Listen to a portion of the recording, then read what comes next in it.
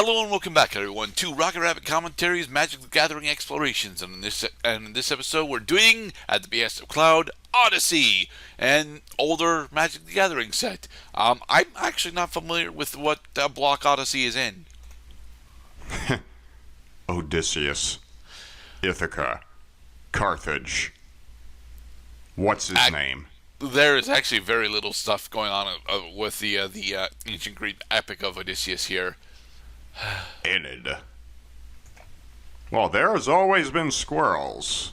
There's always been other creatures that have captured mankind's imaginations for millennia. Alright, so I'm going to be running Rakdos because there's a lot of relatively interesting stuff in Rakdos here, despite the fact that I am absolutely terrible with this color pairing. And Mr. Cloud. Running Selesnya squirrels. Alright then. My primary game plan is to load up my graveyard in order to trigger some stuff and then manipulate the graveyards afterwards. Whereas Mr. Cloud is probably going to do a bunch of scroll tokens. Yes? Tokens, oh yeah. Alright then. Let us begin.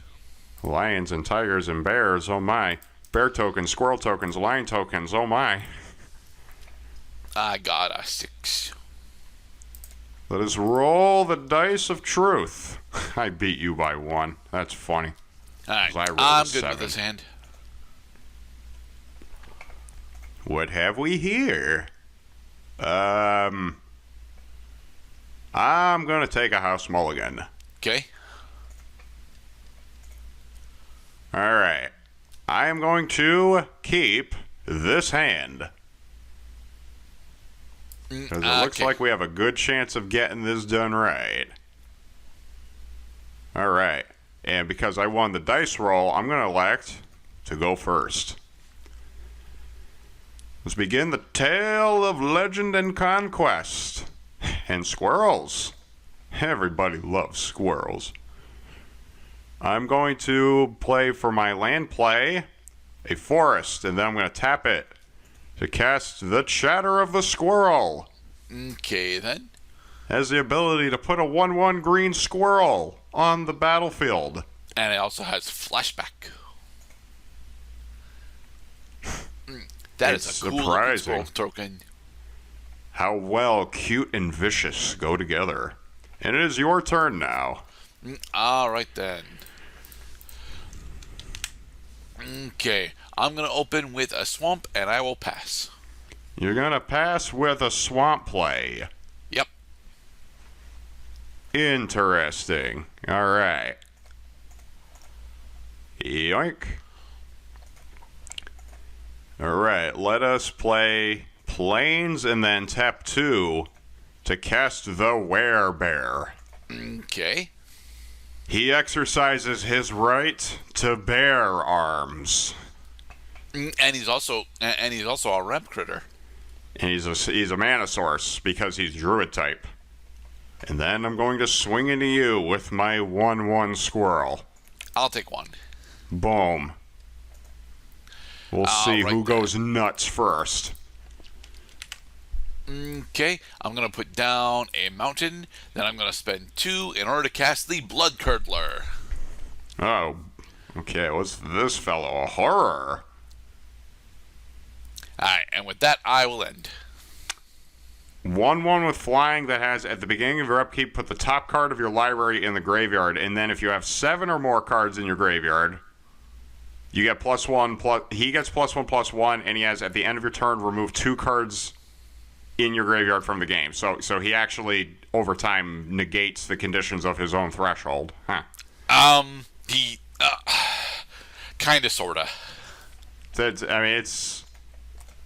That definitely strikes me as an early Magic the Gathering type of card design. Okay, I'm going to put another Plains down. And then what? I mean, yeah. Okay, I'll pay 3, and I'll cast the Nantucko Elder. Ooh, okay. Another druid-type creature, because these druids have affinity for the fauna. So this one transformed into a praying mantis. And it has tap to add 2 mana to my mana pool. And then I'm going to go into combat, and I'm going to swing into you for 2. Alright. Yeah, I'll take 2. Alright. End of combat. It is now the end step. Alright. Upkeep. Blood Curdler is going to mill me for 1. Okay, then. Alright, next I'm going to put down a mountain, and yeah, I'm going to spend 3 in order to cast Buried Alive. I'm going to search my library for 3 creature cards and put them into the graveyard. It's going to be 2 Spark Mages and a Dusk Imp. Back at a time when the best targets for Buried Alive haven't even been invented yet. Okay. Next, I'm going to swing at you for 1 in the air. Very nice. Because it's in the air, I can't stop it. And, I'll end. Awesome. Alright, now is a blind squirrel gonna find his nut? Well, I did get a plains, and I reckon I got a lot of damage on my board right now. I mean, 3 isn't that much. Let's pay 4 and a 5th, like tapping the werebear. I'm gonna cast the Verdant Succession. Okay. An enchantment that has this ability. This concerns both of us. Yep. It only concerns... Never mind. It only concerns the controls of green-colored creatures. So whenever a green non-token creature dies, that creature's controller searches their library for a card with the same name as that creature and puts it into play. And then they shuffle the deck. And then I'm going to swing into you for 2. Okay. I'll take 2. Okay. You are, after the beginning of this upkeep coming up, you'll be 1 step away from getting your threshold. Blood Curdler effect to mill 1. Okay, then. It's nice to get lands in the graveyard because lands are not easily put in the graveyard. Honestly, I would have preferred to have all those lands in my hand right now. Yeah, because you don't have any lands. You don't have any lands. I'm droughted. Okay, I'm going to swing at you for 1 in the air. 1 is dealt. I will accept 1 damage. Okay.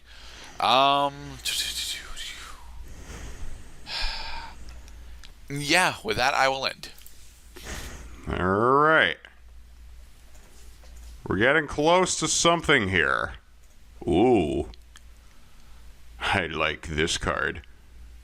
Alright, nuts. Nuts and nutsacks. I'm going to tap a green, and then I'm going to pay another 6 for an X cost. Okay. I'm going to cast the Ivy Elemental. Alright. So He it's enters a the 6/6, battlefield. right? He gets +1/+1 for each X counter on him. Or, sorry, no. He has 6 +1/+1 counters on him because +1/+1 is the identifying factor versus all those other stupid counters that they had this time, like +1/+0 counters or +2/+2 counters. Magic thankfully arrived at a point where we said, you know what, let's just keep it simple and keep it just +1/+1 counters. Oh, you don't like the -0, -1 counters? I was gonna say too that there are -1 counters. It's just is it +1 or is it -1? And no mixing, because that gets stupid. I'm gonna send my 1/1 squirrel after you. Alright, I'll take 1 again. And that is my turn. Okay then. Upkeep, I'm gonna mill 1, meaning that my Blood Curdler now is a 2/2 with flying. I realized I could have done something really derpy with this Verdant Succession card, but I didn't do it. Alright, so I'm going to cast my Shadow Blood Egg, and Your Blood Curdler has +1/+1 now. Yes, he is a 2/2 with flying. Alright, I'm gonna swing at you for 2 in the air. 2 in the air is coming. Boom. Alright. Go on. And with that, I will end. All right, and During my end step, Blood Curdler effect. So you got to remove 2 cards in your graveyard from the game. They're both land cards. Okay, which means that Blood Curdler now is back no to longer 1. has. Jeez, you're gonna need a lot of Blood Curdlers. But then again, if you had more than one, then each one of those would have robbed cards from your graveyard, which already it's difficult enough getting those cards in the first place. Looks like I can actually declare victory right here because I have my win con card in my hand. Pay 5, or can't I? Okay, pay 5, and I have to tap the Werebear for a mana. Okay. I'm gonna cast Overrun. Ooh. Yeah, creatures I control get +3/+3 and trample until end of turn. So I'm gonna go into combat. I'm going to swing into you with my 4/4 Squirrel Trample, my 4/5 Elder, and my 9/9 Elemental. Okay. That's 17 damage. And that is a 3-drop, right? Yeah, that's a 3-drop. Come on, crack the egg. Fine, I will crack the egg. Spend 2 to add a black and a red and draw a card. That would have been useful 4 turns ago. Anyway, I am dead. Damn. All right. Because it's 9, 13, and 17, right? Yes, sir. So I'm at -2. Damn, dude. Now, one of the smaller things that with the deck that as I have built it is that I kind of need to get 2 of my Blood Curdlers out relatively quickly and still have the mana that I need. But to be perfectly honest, the Blood Curdlers do actually help me get to my additional mana. So let us go into game 2 with a little luck. All right, game 2 time. It was explosive. The squirrels are not known for bearing hand grenades or rocket-propelled grenades or grenadine. All right, I'm going to go first. Things tend to get very hairy very quickly. Yeah, I can keep this. I'll keep this. All right, I'm going to put down a swamp, and I will end. Nice. And a draw. Step. Da-da. Let's play. All right. Do I have any? No. I'm going to put a forest down, and I'm going to tap that forest and put down a Sungrass egg. Okay. It's similar to the Shadow Blood egg, except that the Shadow Blood egg can cook itself. It's your turn. Okay. Alright, I'm going to put down another swamp, then I'm going to spend 2 for a Blood Curdler. There he is. There's my buddy. Alright, I will end. Now there's a face only a mother could love. Yoink. Let's do a Plains play. And then...